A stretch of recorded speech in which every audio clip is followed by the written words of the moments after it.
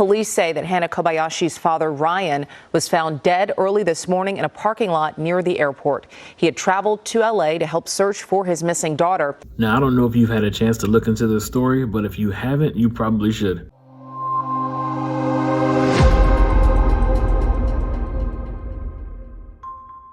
Was on her way from Hawaii to New York City earlier this month when she failed to board her connecting flight. Police now reclassifying the investigation as a, quote, voluntary missing persons case after evidence showed her leaving the country. She was alone with her luggage and appeared unharmed. Now, her disappearance and her whereabouts seem to be such a mystery to the point where the FBI and the local police actually called off the search. We reviewed video surveillance from U.S. Customs and Border Protection, which clearly shows Kobayashi crossing the United States border on foot into Mexico. To date, the investigation has not uncovered any evidence that Kobayashi is being trafficked or is the victim of foul play. I think they know a lot more than what they're saying.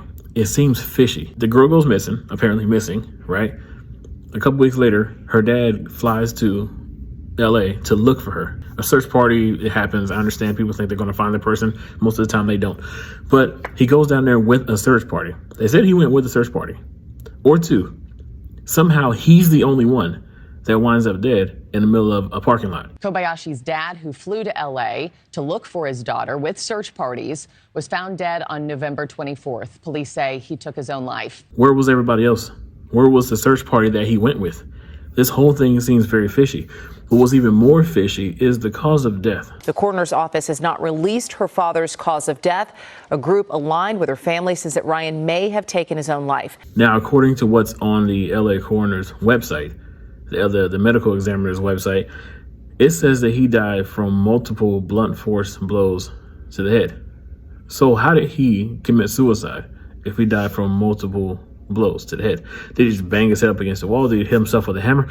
That's not a common way to kill yourself. I'm not buying this whole story.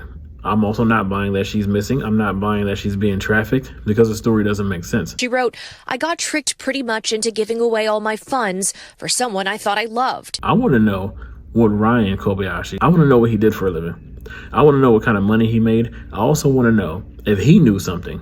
Was there a ransom set up? Did he go to LA looking for her with money?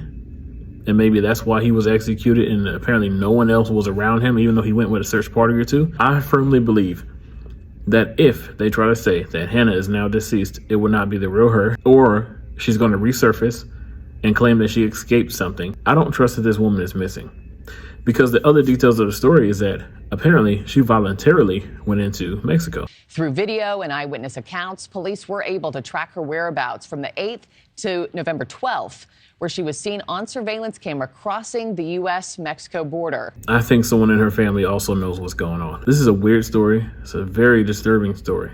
But I think if anyone is innocent in this situation, more than anybody, it's probably Ryan, who's now deceased. Comment below.